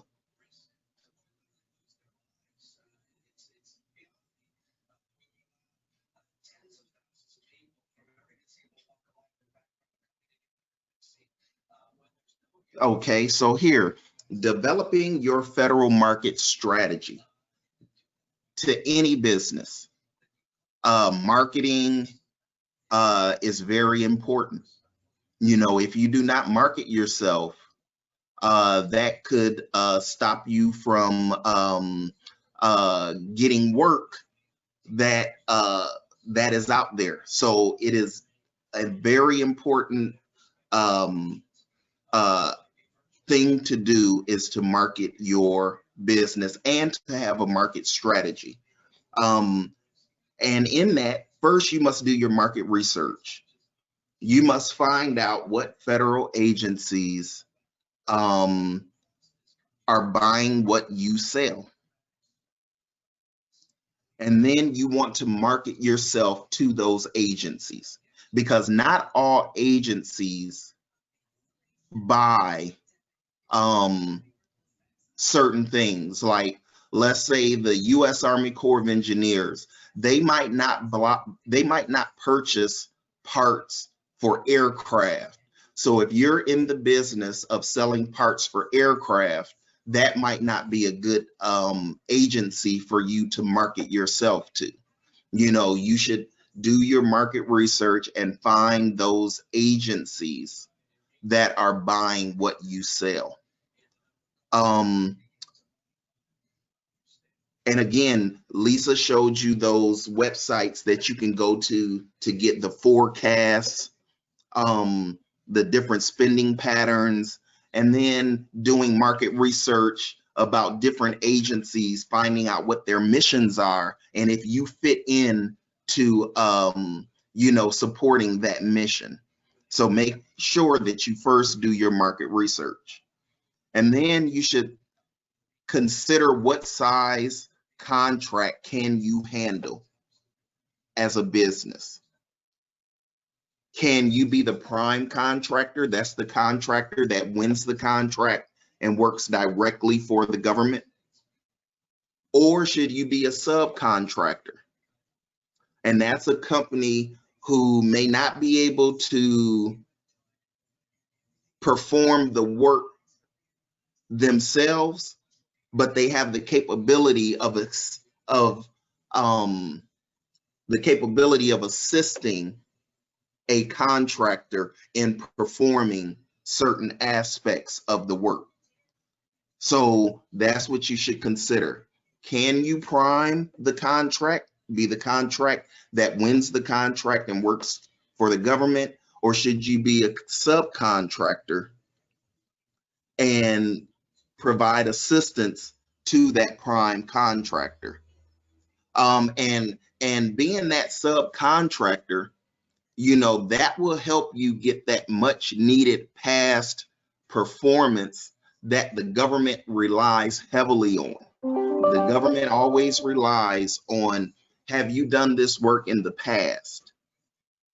And if they consider your firm as not having enough performance in that type of work, you know, that could stop you from winning that award. But if you start off being a subcontractor, you can get that much needed past performance. And you can use that going towards trying to win future contracts. How far can you travel to make a profit? Are you a IT firm that does all of their work through web-based technology, to where you can do work here in Nebraska and you can support a government agency's mission in Florida, because all the work you're doing is web-based? So that might not cause you to have to do much traveling. But then you could be a construction contractor, and you may have personnel and equipment, you know, and you may be based out of Nebraska, but the work that you're performing on may be in Colorado. So you must, you know, look and see, how far can I travel and still make a profit? Maybe you only want to work in the state of Nebraska. Maybe you have the capability of being able to go as far as Iowa. You know, so that is part of your market strategy, trying to find out how far can you travel and still make a profit. Because you don't want to overextend yourself and do and propose on an acquisition, and you don't have the capability of actually going and performing in the actual location. So you want to look at, how far can I travel and still make a profit? What sets you apart from your competition? Do you have a pricing model that sets you apart, to where your pricing is better than your competitors? Or do you have another competitive advantage, such as the personnel that you have that may be subject matter experts in a certain subject? You know, and they've done extensive work in that field. You know, so you have to find out what your competitive advantage is. You should also do your market research on your competitors. Find out what they're doing. That way you can adjust your strategy to either help you overcome something that they may be doing that you don't do, or that you do something else that they don't do that gives you a competitive advantage. So again, know your competition, find out what sets you apart,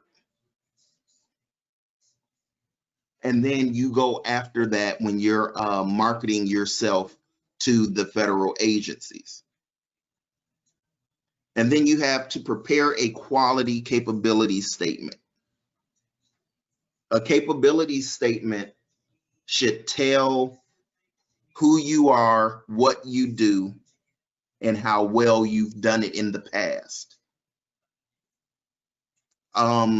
You know, it talks here about specific skills, your reference list, you know, and your capability statement, you should tell them what agencies or other contractors that you have done business with, you've done work for.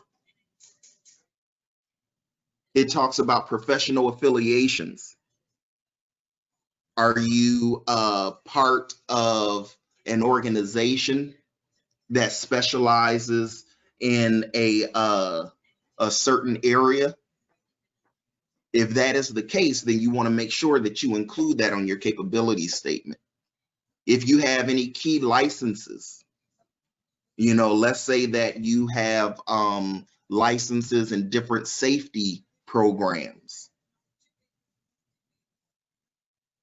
Let's say that you may have a certification in some type of energy savings. You want to make sure that you include those certifications and those licenses on your capability statement. You want to also make sure that your DUNS number and any NAICS codes that you perform under and any small business designations you have. You know, if you're a woman-owned small business, a service-disabled veteran-owned small business, if you're a HUBs-owned small business, you want to make sure that you specify those small business designations, because that helps the agencies, and not only the agencies, but other contractors, because with a great capability or with a capability statement, you're going to be sending it to the federal agencies and you're going to be sending it to other contractors, because you're going to be looking for subcontract work. And they're going to want to know those same things, because some of those contractors may have small business goals that they have to maintain or reach, and they may be looking for certain contractors with those small business designations. So that's why you want those on your capability statement, so that they can see that and that they know that, and then they can reach out to you if that's what they're looking for. You know, but a federal market strategy is very, very important to the health of your business.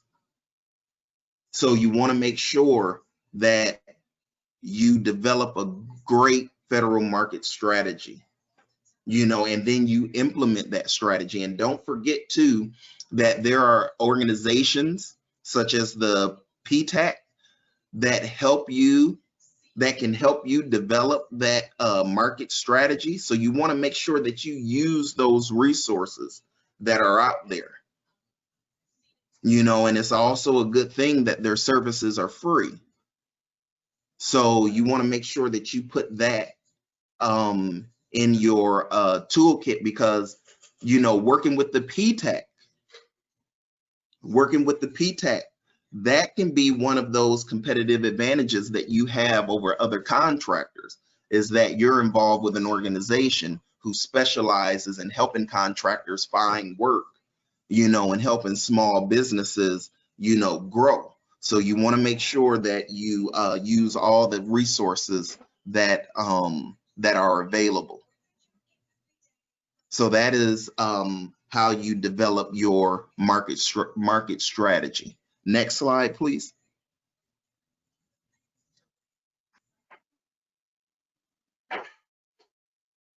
Hey, and Charles, Yes.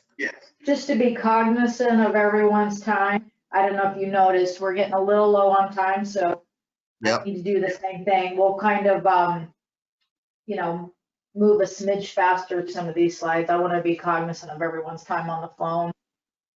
Okay, sounds good. I will do that.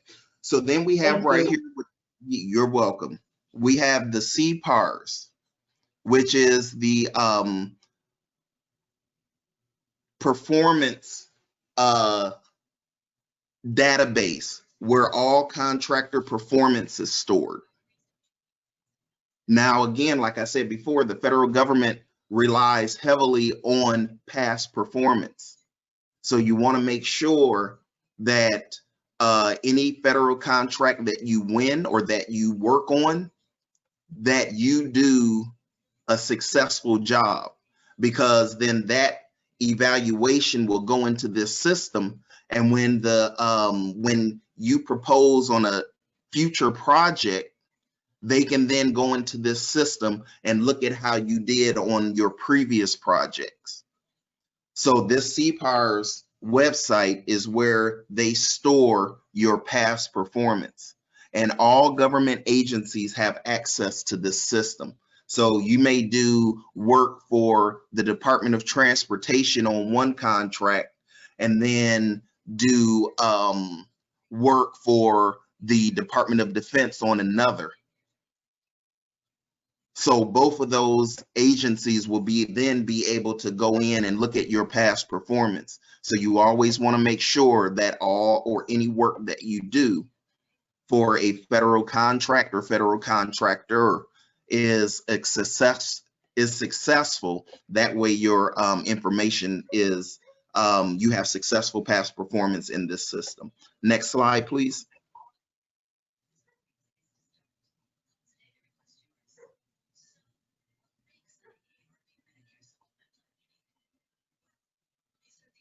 Charles, Yes. we can skip this slide. I apologize. We included this slide earlier with the SAM registration, but it was included here as well. But I had already mentioned it, that making sure you have a good DSPS profile for marketing. So this is the same slide. So just as a reminder for people to register in the DSPS as part of their SAM, again, to market yourself to the agencies. But I think we moved past this one since I already included it. Sorry. Sounds good.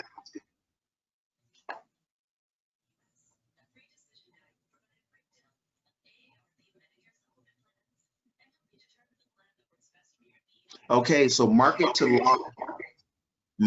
large primes. This is where you should start off looking for entering the federal market as a subcontractor, because you will then be able to learn from that prime contractor on how the government works.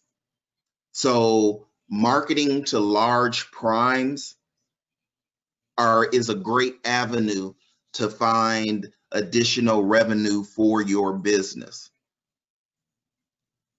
Because when we're talking large primes, they have subcontract plans that they have to abide by, and they have, again, small business goals that they have to reach.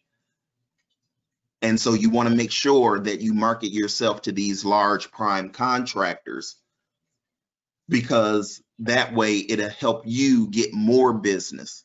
You can still be a prime contractor yourself and a subcontractor at the same time. That way it keeps your business flourishing. So there's ways that you can market yourself to large primes. You can locate opportunities on SBA Subnet, and here is the website for that. And you can go into this website and you can find contractors that are out there that are actually looking for subcontractors, and they'll give you a description of what they're looking for. And then if that is what you perform, you can then contact that contractor, and provide them your capability statement so that you can talk about further opportunities with that contractor. Then we have, again, like I said, the subcontracting plans. Any contract over $700,000 for services or $1.5 million for construction has to have, and it is awarded to a large business, it has to have a subcontract plan. And that plan is specifically telling the government how that contractor is going to utilize small businesses to perform that work. So they have to explain to the government how they're going to utilize small businesses. And if the government doesn't agree with how they're going to use small businesses, then the contractor can actually lose the work, that large business could actually not be awarded that contract because their subcontracting plan is insufficient. So marketing yourself to large primes is also a very important way to market yourself. Next slide, please. Okay, so this talks about the subcontracting achievement for 2019. And you can see here how the small business for 2018, the achievement was 32.10%. The goal was 29.81% for 2019. And in 2019, the achievement was actually 33.27%. You can see how 2018 and 2019 went for the woman-owned small business as well as the other categories. And you can see that the small disadvantaged business, service disabled, and HubZone categories did not reach their goal. So if you find that you qualify for one of these programs or multiple programs, make sure that you go after that certification, because if they are not making those goals, that means that they're continuously looking for those contractors in those categories so that they can, meet those goals. So if you qualify, I suggest you go after those certifications. Next slide, please. So marketing yourself. So who to contact? You have a small business liaison officer. I think all large businesses have them, but they're called a small business liaison officer. And these people actually work with the small businesses because they're always trying to find new subcontractors and subcontractors that they could actually build relationships with. So these small business liaison officers are dedicated to going out and finding new small businesses that they can build relationships to help them perform on some of the contracts that they have. And even some of your larger small businesses have these small business liaison officers because they're also looking for small businesses to work with. So you want to make sure that when you're looking to market yourself to a business, that you find out who their small business liaison officer is, and you build that relationship with them. Here it says, know your competition. They may be a good partner. A lot of times your competition needs help as well. So, you should always be looking at your competition and seeing what they do and seeing if there's opportunities there for you to help them. Be sure your SAM and your DSBS are up to date and accurate and fully describes your capabilities. Once you know who the small business liaison is, or their website. Large businesses have websites, and a lot of times they have how to do business with them.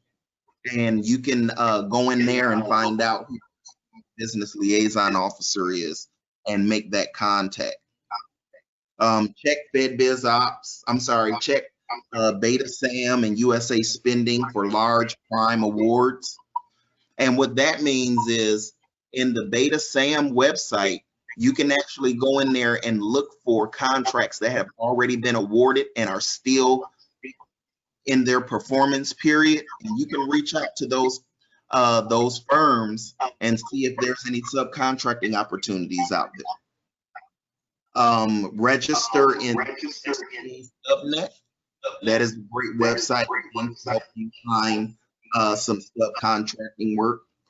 Participate in business opportunity workshops, trade fairs, and procurement conferences.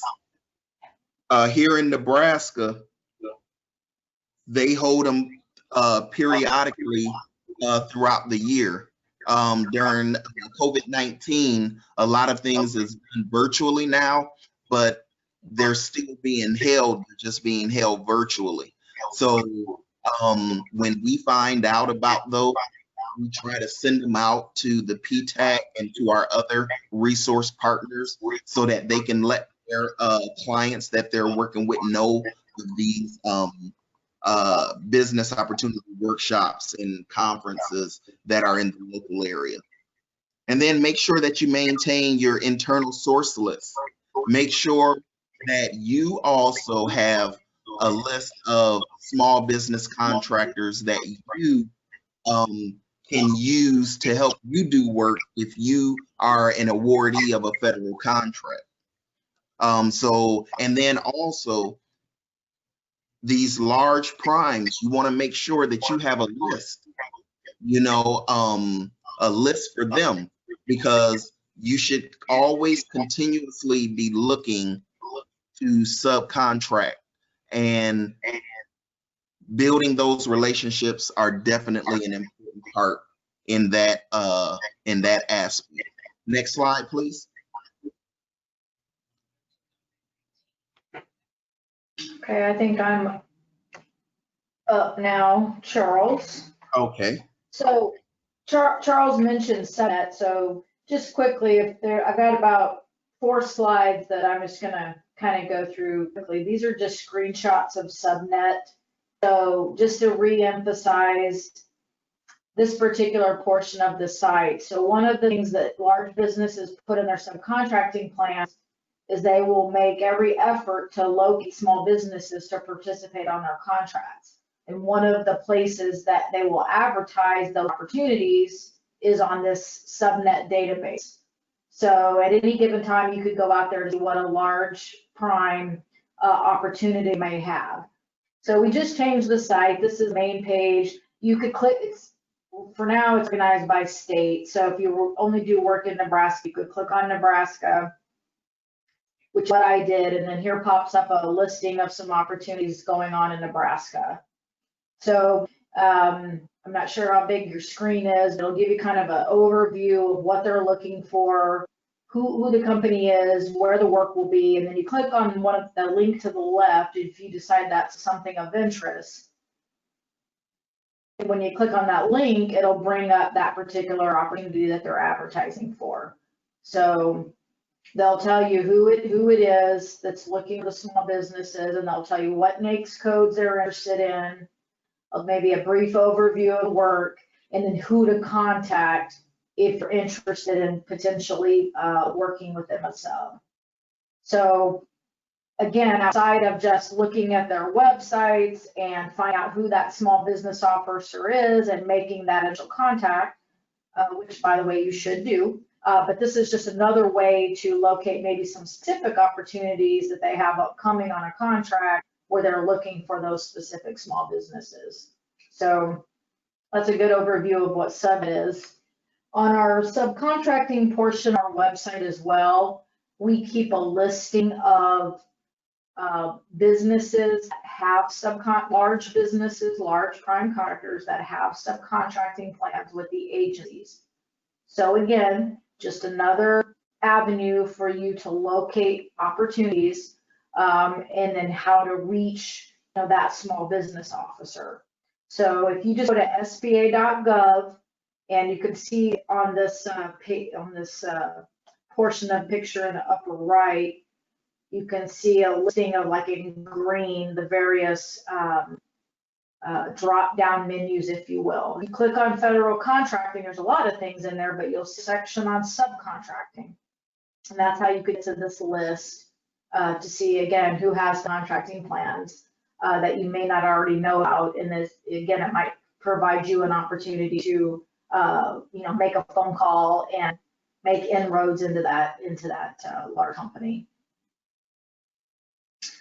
Included a slide here, hopefully it's coming up on your screen, on the All Small Mentor Protege program. I'm not going to cover that here. I just wanted to mention it. We are doing a class on this, actually, I believe next week, where we're going to get into depth about the All Small program. But again, if you can't prime a contract on your own necessarily, there are some advantages to forming a formalized SBA mentor protege. If you've identified a company that you maybe want to partner with to pursue work, you could look at the mentor protege program that we have. There's a lot of opportunity by formalizing that mentor protege. And so again, another avenue for you to partner with a large company to go after work. So again, if you're interested in hearing more about that, you can go to PTAC website and see when we're doing that class next week. And here we just have a couple of slides with just links for you. So, the Department of Defense particularly has some great portions of their website for their small business office. Again, if you're just getting into government contracting and you want to just do some research for a while, get a lay of the land, get understanding of the terminology and how these agencies purchase from small businesses. You may just want to start for a while just researching their websites. There's a lot of really good information that can help you with how to start, putting those building blocks together on going after government work. It is unlike any other market that you will pursue. It does have it's similar, yet it has its own nuances, as we've talked about. So you can get a lot more information specific to each agency by looking at their small business portions of their website.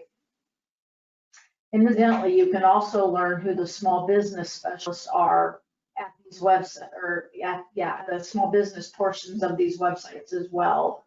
So if you're trying to figure out how to make some inroads specifically directly into an agency, your best first person that you want to talk with is that small business specialist or small business officer.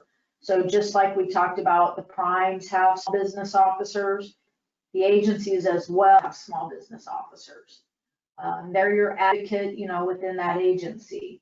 So it would be helpful to get to know who they are initially, if you're just, making inroads into the agency, you don't know any program or contracting people, that you might want to look up the small business officer and get to know them. A couple of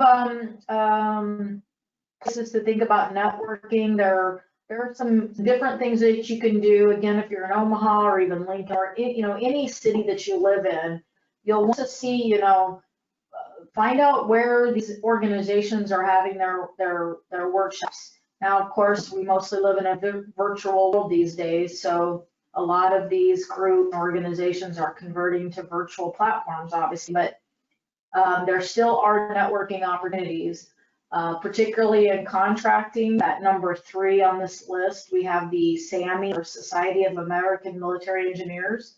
They are an organization who bring together the agencies that are local to Omaha and Nebraska, and even some other places like Kansas City and Colorado, bring in some contracting people for various working opportunities. So look up their website, see if they're offering any virtual things. It's important to just get yourself in front of these agencies. It's gonna, unless you're one of the lucky ones, it will take you some time to win your first contract. You do have to get yourself out there, get known in the industry, get known in the federal sector, and there's definitely a way out there to network yourself. So again, work with PTAC. They can help you creating that particular portion of your strategy as well. Just want to mention, so I got a slide up on GSA schedules. Just want to mention it. GSA schedules are not the easiest thing to get on. It takes a little bit of effort, I guess just like anything in government. But if you want to look at a GSA schedule, or maybe you hear as you start to do your research, you're going to hear about GSA schedules. It's pretty much what we call off-the-shelf contract, where an agency can come in and purchase off your schedule because you already have pre-approved rates, and but you do have to market your schedule. So if this is something that you're interested in, GSA has lots of good training courses. Or again, you can talk to PTAC about a GSA schedule. If you do your market research and you find you sell a product that you're continually seeing is purchased off the GSA schedule, well, then you probably should get yourself on a GSA schedule. So just another avenue for an easier path, if you will, to selling to the government. And a quick slide on SBA. So what Charles and I have done today is we've presented on fair access to federal contracts and subcontracts. That's what we do. We work in the government contracting arm, SBA, hoping to provide contracting opportunities to small businesses. SBA has lots of services. We can help if you are a construction company and you need bonding. We can help you surety bonding. We have financing programs, which is probably what we're mostly known for, is our small business loan programs. So we have people that can help you with understanding our small business loan programs. And then we also offer counseling and technical assistance via our partners, of which PTAC is one of. So I'm going to go ahead in the essence of time. I'm going to jump into PTAC and give Catherine a chance real quick to let you know I've set them up throughout the last 2 hours, so I'll let her close a little bit with telling you a little bit about what they offer. Thank you, Lisa. Hi, everyone. I'm Catherine Walsh, as Lisa said. I work with the Nebraska Business Development Center for our PTAC program. So my contact information is there. We do offer quite a few services, which I'll cover in, I think, a few slides as an organization as a whole. But for our government contracting services in particular, we can provide free assistance with registrations and the new beta.sam.gov, assistance with all the the certifications and self-certifications that Lisa went over, proposal and bid review, and assistance with post-award processes such as debriefs, contract compliance, and invoice submissions. So right now we are all virtual, but we have consultants throughout the state, as you can see here, and they can set up a virtual one-on-one meeting with you over Zoom or a phone call, and they can help you with all those services that I just listed and a few others. And we do also provide a ton of free events throughout the year. And like I said, we are virtual for the remainder of the year, but we are still trying to offer everything to our best ability that we have in the past. So we have weekly webinars and workshops online. And then, we are going to host one of our larger kind of networking events. It's called our Meet the Buyers Conference. And we are still going to host that this year virtually. So the first part takes place on September 11th, and you can hear from a range of experts, including someone from GSA on GSA schedules and updates, and also someone from Co-Prince Law on joint ventures and the mentor protege program. And then on October 20th, we will have our second part of that conference, which will be more of an opportunity for you to meet directly with buyers. We will have you sign up for virtual one-on-one sessions with agencies and buyers. We have 12 agencies participating so far. So if you want more information on that, please just email me and I can send you the link. Otherwise, you could visit ptac.unomaha.edu/meetthebuyers. You go to the next slide, Lisa. Oops. There we go. Yeah, and so, I'll just kind of close with this. Like I said, I work specifically with the PTAC or the government contracting program, but the Nebraska Business Development Center as a whole is also statewide, and we cover a lot of different areas for your business, kind of from start to close. So we can help you, with just the starting a business, so doing some market research for you, helping you develop a business plan and financial projections that you can then take to a bank to apply for loans.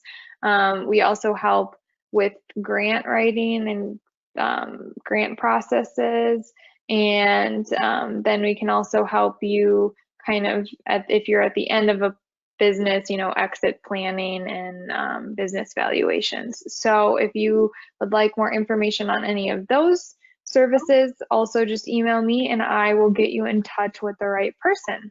So I think that's all I have. Thank you. All right, well, thank you, Catherine. And let me move it to our final slide. Hey, thanks for coming. So we apologize for going over a little bit. We just started doing this particular presentation virtually, so it's kind of hard to tell how long it's going to take. So we apologize for going over. Real quick, for those of you that stayed on, I think, do we have any questions right now? Yeah, Lisa, we do have quite a few questions. Okay, well, let's see how many we can get through in the next few minutes. Yeah, first I just want to address, we have a few questions coming in, and I got a few emails about the webinar slides. Unfortunately, SBA is unable to give you those slides in a virtual format. So if you would like them, Lisa said that you could email her your address and she can email you a hard copy, or she can send you through the mail a hard copy. Otherwise, I have been recording this presentation, and so if you would like a link to the recording, you can email me, but we cannot get you the actual slides. And then, so other than that, we have a question from Jasmine asking if I am already certified as a women-owned small business before October 15th, 2020, will I have to recertify, or will my certification still be valid? Yeah, great question, Jasmine. So unfortunately, yes, you will have to go through the new system to be certified. So you said certified prior, what you probably meant is you're self-certified. So if you're in the current WOSB repository on certify.sba.gov, you're probably in there as a self-certification. Unfortunately, yes, by October 15th, you will have to go through the new system, which is the beta certified system, and go through the formalized certification process.